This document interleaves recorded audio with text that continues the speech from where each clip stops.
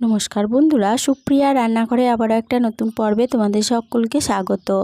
আজকে মাত্র দুটো ডিম ও দুটো সিদ্ধ আলু দিয়ে একটা দুর্দান্ত স্বাদের রেসিপি আমি তোমাদের সাথে শেয়ার করব। বন্ধুরা, বাড়িতে সবজি মাছ মাংস না থাকলে এই ডিম ও আলু দিয়ে দুর্দান্ত স্বাদের রেসিপিটা বানিয়ে সবাইকে খাওয়াতে পারো। আশা করি সকলেই খুব পছন্দ করবে। তাহলে চলো বন্ধুরা, দেখে নেওয়া যাক আজকের এই রেসিপিটা কিভাবে বানানো হয়। আজকের রেসিপিটা বানানোর জন্য এখানে একটা পাত্রের মধ্যে দুটো ডিমকে ফাটিয়ে নিয়ে নিলাম। এবার এই ডিম দুটো একটা সাইডে সরিয়ে রাখছি। এখানে দুটো বড় সাইজের আলু খোসা সমেত আমি সিদ্ধ করতে দিয়েছিলাম। এবার আলু দুটোর খোসা ছাড়িয়ে নিচ্ছি। আলু দুটোর খোসা ছাড়িয়ে নিলাম। এবার এই আলু দুটো একটা সাইডে সরিয়ে রেখে ডিমটা নিয়ে নিলাম। এবার একটা গ্রেটারের সাহায্যে আলু দুটোকে গ্রেট করে ডিমের মধ্যে দিয়ে দিচ্ছি।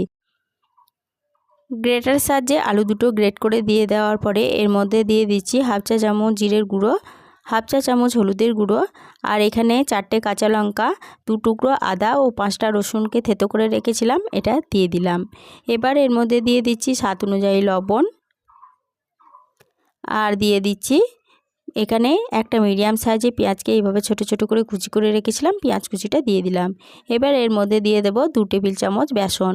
সমস্ত উপকরণ এবার হাত দিয়ে খুব ভালোভাবে মেখে নেব। সমস্ত উপকরণ হাতের সাহায্যে মেখে নিয়েছি, আর এখানে মেখে একটা থকথকে ব্যাটার বানিয়ে নিয়েছি। ঠিক এরকম থকথকে ব্যাটারটা হবে। এটা একটা সাইডে সরিয়ে রাখছি। এদিকে গ্যাসের ওভেনে একটা প্যান বসিয়ে প্যানের মধ্যে দিয়ে দিলাম 2 টেবিল চামচ সরষের তেল।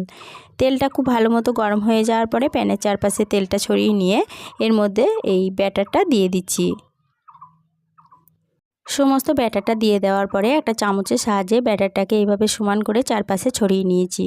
এরপরে বেশ কিছুক্ষণ অপেক্ষা করার পর এক পিঠ যখন ভাজা হয়ে গেছে, দেখো ঠিক এরকম ভাজা হয়ে যাবে, প্যান থেকে ছেড়ে চলে আসবে, তখন একটা এইরকম থালার মধ্যে ব্যাটারটাকে উল্টিয়ে আবারও অপর পিঠটা আবারও ভালোভাবে ভেজে নিচ্ছি। উল্টে পাল্টে 2 পিঠ ভালোভাবে ভেজে নেওয়ার পরে এটাকে নামিয়ে নিয়ে বেশ কিছুক্ষণ রেখে ঠান্ডা করে নেওয়ার পরে এইভাবে পিস পিস করে কেটে নিয়েছি। এটা আর ভিডিও সমস্যার জন্য তোমাদেরকে দেখানো হয়নি, তবে ঠান্ডা হয়ে যাওয়ার পরে এটাকে কিন্তু কেটে নিতে হবে, গরম অবস্থায় কাটলে ভেঙে যেতে পারে। এরপরে গ্যাসের ওভেনে একটা কড়াই বসিয়ে গ্যাসটা অন করে কড়াইয়ের মধ্যে দিয়ে দিলাম পরিমাণ মতো সরষের তেল। তেলটা ভালোভাবে গরম হয়ে যাওয়ার পরে এখানে 7টা মিডিয়াম সাইজের আলুকে দুভাগ করে কেটে রেখেছিলাম, আলুগুলো দিয়ে দিলাম, আর আলুর মধ্যে দিয়ে দিলাম সামান্য পরিমাণ হলুদের গুঁড়ো, সামান্য পরিমাণ লবণ। এবার লবণ ও হলুদ গুঁড়ো দিয়ে আলুটাকে একটু নেড়েচেড়ে নেওয়ার পরে এর মধ্যে একটা ঢাকা চাপা দিয়ে দিচ্ছি। ঢাকা চাপা দিয়ে আলুটাকে বেশ কিছুক্ষণ ভাজা হতে দেব। আলুগুলো ভাজা হতে থাক, ততক্ষণে একটা মশলা বানিয়ে নেব। তার জন্য একটা মিক্সিং জারের মধ্যে নিয়ে নিচ্ছি 6 টুকরো আদা, দিয়ে দিচ্ছি 10 কোয়া রসুন, আর দিয়ে দেবো একটা মিডিয়াম সাইজের টমেটো, 5টা কাঁচা লঙ্কা। তবে কাঁচা লঙ্কা ঝালটা তোমরা যেরকম খাবে সেরকম অনুযায়ী কম বেশি করে নিতে পারো। মিক্সিং জারের ঢাকনাটা বন্ধ করে সমস্ত উপকরণ বেটে নিয়ে একটা বাটির মধ্যে ঢেলে একটা সাইডে সরিয়ে রাখলাম। এদিকে 4 মিনিট পর ফিরে এসে আলুর ঢাকা চাপাটা খুলে নিলাম। আমি মাঝে আলুর ঢাকা চাপা খুলে কিন্তু আলুগুলোকে দুবার নেড়ে চেড়ে দিয়েছিলাম। আলুগুলো বেশ লাল লাল করে ভাজা হয়ে গেছে। এবারে আলুগুলোকে তেল থেকে তুলে নিচ্ছি। সমস্ত আলুগুলো তেল থেকে তুলে নেওয়ার পর ওই আলু ভাজার তেলে আবারও দিয়ে দিলাম 1 টেবিল চামচ সরষের তেল।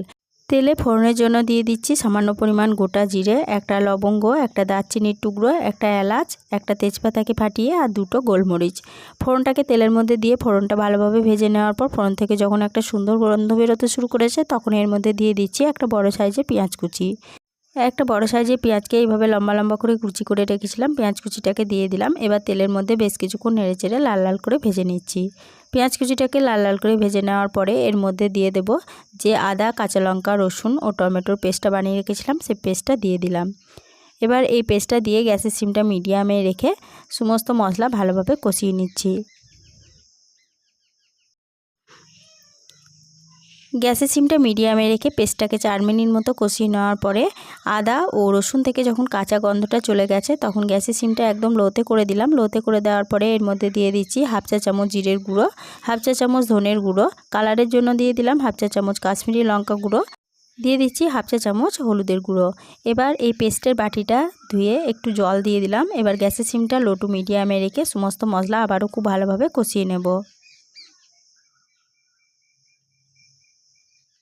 গ্যাসের সিমটা লো টু মিডিয়ামে রেখে আবারও সমস্ত মশলা 4 মিনিট মতো কষিয়ে নেওয়ার পরে মশলা থেকে যখন সম্পূর্ণ তেল ছেড়ে দিয়েছে, মানে মশলাটা ভালো মতো কষানো হয়ে গেছে, তখন এর মধ্যে দিয়ে দিলাম ভেজে তুলে রাখা আলুগুলো দিয়ে মশলার সাথে একটু নেড়েচেড়ে কষিয়ে নিচ্ছি। আলুগুলো 1 মিনিট মতো মশলার সাথে কষিয়ে নেওয়ার পরে এর মধ্যে দিয়ে দিচ্ছি পরিমাণ মতো জল।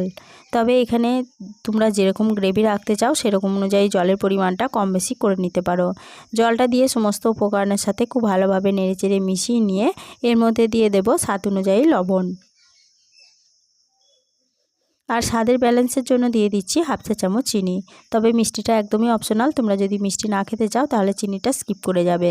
লবণ ও চিনিটা সমস্ত উপকরণের সাথে খুব ভালোভাবে নেড়েচেড়ে মিশিয়ে নেওয়ার পরে এটা যখন ভালোভাবে ফুটতে শুরু করেছে তখন এর মধ্যে একটা ঢাকা চাপা দিয়ে দিচ্ছি। ঢাকা চাপা দিয়ে গ্যাসের সিমটা মিডিয়ামে রেখে এটাকে 4 থেকে 5 মিনিট মতো রান্না হতে দেব।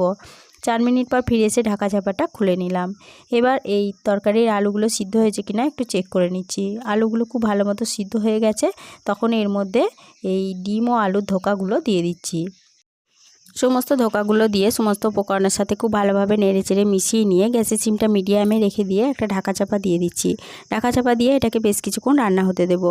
ঢাকা চাপা দিয়ে 4 মিনিট মতো রান্না করে নেওয়ার পরে এর মধ্যে দিয়ে দিলাম সামান্য পরিমাণ গরম মশলার গুঁড়ো। গরম মশলার গুঁড়োটা দিয়ে সমস্ত উপকরণের সাথে ভালোভাবে নেড়েচেড়ে মিশিয়ে নিয়ে গ্যাসের সিমটা বন্ধ করে দিয়ে আরও 5 মিনিটের জন্য ঢাকা দিয়ে স্ট্যান্ডিং টাইমে রেখে দিয়েছিলাম। 5 মিনিট পর ফিরে এসে ঢাকা চাপাটা খুলে নিয়ে এই ডিম ধোকার রেসিপিটা কড়াই থেকে নামিয়ে নিয়েছি। গরম ভাতের সাথে পরিবেশনের জন্য আজকের রেসিপিটা আমার একদম রেডি হয়ে গেছে।